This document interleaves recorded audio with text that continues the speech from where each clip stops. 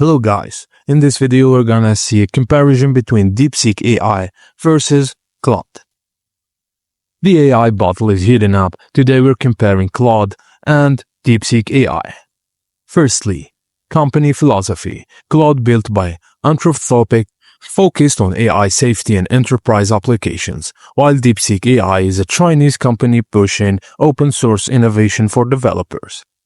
For the cost comparison, Claude is paid API with enterprise-level pricing, while DeepSeek AI is free and open source, perfect for researchers and developers. For model performance, let's break it down. Model type. For Claude it's proprietary and for DeepSeek it's open source. Performance.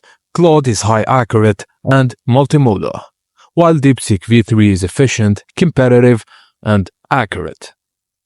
For innovations, Claude is constitutional AI with long context, while DeepSeek v3 is mixture between experts and optimized efficiency. Accessibility, because Claude API only enterprise focused, while DeepSeek v3 is developer friendly and open source.